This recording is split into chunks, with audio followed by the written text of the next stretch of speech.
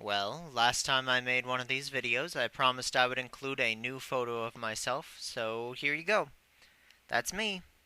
Nope, not the guy in the Jack Daniels t-shirt, the guy behind him. And while it may appear that we are immersed in a massive game of Pull My Finger, we are actually playing Cash and Guns Live, a live-action party game for 8 to 20 people by Ludovic Maublanc, which we will now explore on the succinctly titled Drew's Board Games. Cash and Guns Live is a sequel to the party game Cash and Guns. It is not an expansion, and although the two have the same name and similar rules, you do not need to know anything about the original Cash and Guns to play Cash and Guns Live. Cash and Guns Live comes with 3 separate rulebooks, one in German, one in French, and one in another language. English speakers need not worry, however, since all the cards and other components are language independent, and the rules are very simple. If you only speak English, simply continue watching this video and in about 5 minutes you'll know how to play. You can also find the official English translation of the rules online at BoardGameGeek.com. So what are the components? Well, the box is quite small. Inside you get a plastic whistle, such as you might buy with about 25 tickets at an arcade. Some rule summary cards, one backstab card, which is actually an extra power to add to the original Cash and Guns if you have it, and the 105 cards that you will be playing the game with. The cards are double-sided. On one side they have checks for either $5,000, $10,000, or $20,000. On the other side they have their weapon. It'll either be a grenade, or click boom, a knife, click backstab, a bandage, click Kevlar, a shotgun, double guns, or a single gun, bang bang bang. Other than that, you just need a wide open space with clearly marked boundaries to play in, and 2 separate areas to be used as the Wimp's Corner and the hospital. The official English translation of the rules recommends that they can just be some chairs next to the barbecue place, which is good advice.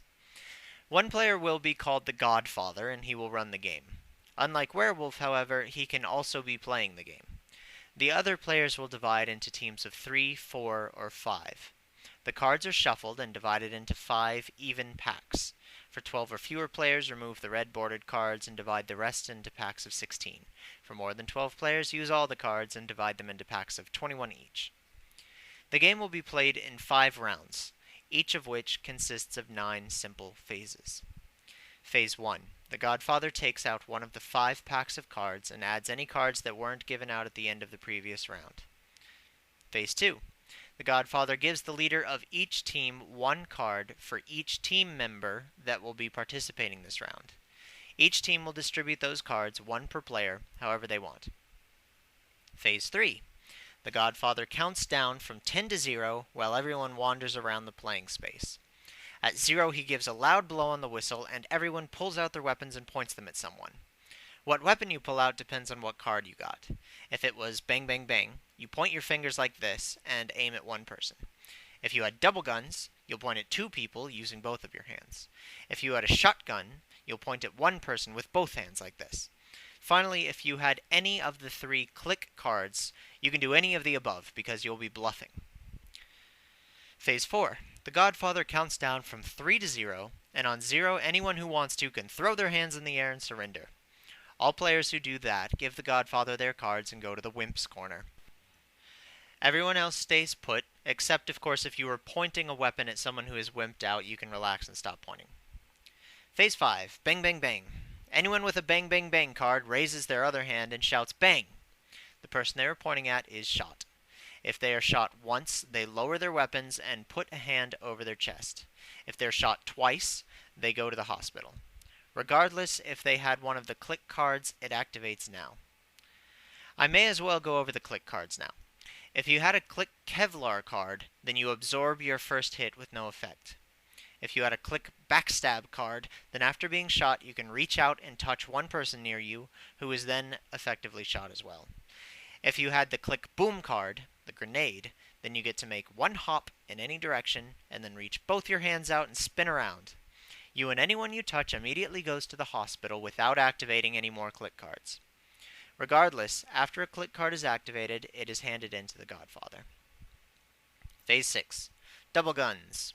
Anyone with a double gun raises one of their hands and shouts bang. The people they were pointing at are now shot. Once again, if someone gets shot twice, they go to the hospital and click cards to activate just like in the previous phase.